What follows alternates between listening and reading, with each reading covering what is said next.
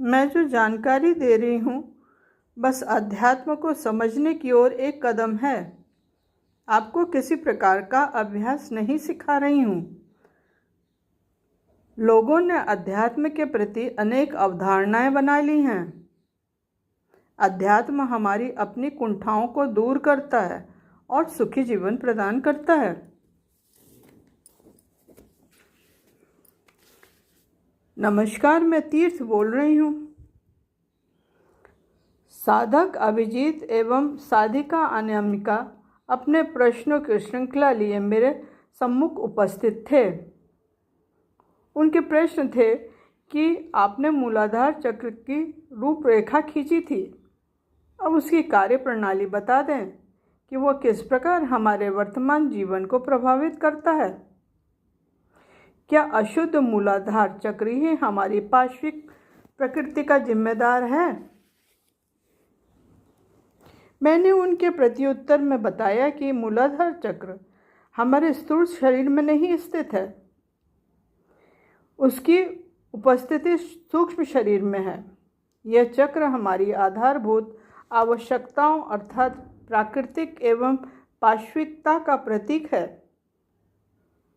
अशुद्ध अवस्था में यह पशुतुल्य ही कार्य करता है। हमें ज्ञात है कि हमने पिछली वार्ता में जाना था कि ये 7 चक्र मुख्य रूप से जीवन का संचालन करते हैं। हमारा मूल आधार इसे प्रकृति ही मानकर चलते हैं। जब जीव की क्रियाओं का संचालन मूलाधार चक्र से होता है तो करीब करीब वह पशु के समान ही व्यवहार करता है। प्रकृति उसे चलाती है और उसके केंद्र में पार्श्विकता ही रहती है।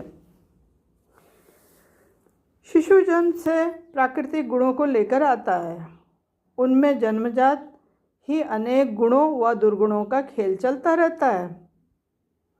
प्रकृति को ही माया कहा गया है। काम, क्रोध, लोभ, मोह, भय, मात्सर्य, मद, भय इत्यादि समस्त माया के ही गुण हैं। अनेक गुण दोष जानवरों में भी पाए जाते हैं और बच्चा भी इन्हीं को लेकर जन्म लेता है। साधिका अनामिका ने कहा, आप हमें कोई उदाहरण देकर इसे स्पष्ट बताएं कि अशुद्ध मूलाधार कैसे पार्श्विक प्रवृत्तियों को बाहरी रूप से प्रदर्शित करता है। मैंने कहा, यदि मूलाधार चक्र का केंद्र पार्श्विक होगा या प्राकृतिक होगा तो वह अपने कई अवगुणों को स्पष्ट रूप से प्रदर्शित करेगा। इन समस्त अवगुणों का उचित उदाहरण राजा महाराजाओं के जीवन में दिखाई पड़ता है। उनमें संग्रह, अपने क्षेत्र का विस्तार पर वर्चस्व, अनेक स्त्रियों का स्वामित्व, अधिक प्रजनन तथा नशीले व मादक चीज़ों के सेवन सबसे आगे है। ये सब कुछ क्या प्रदर्शित कर रहा है?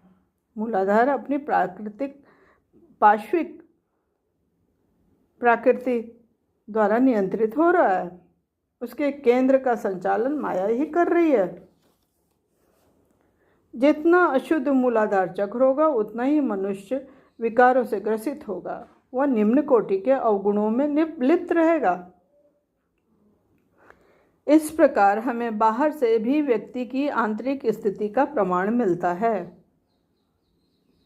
तुमने आज क्या जाना, दोहरा दो।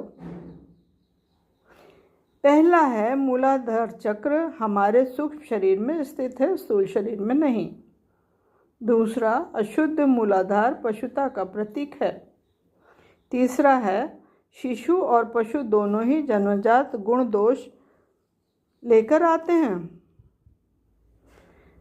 चौथा, राजा महाराजाओं का जीवन अशुद्ध मूलाधार चक्र से नियंत्रित होता है।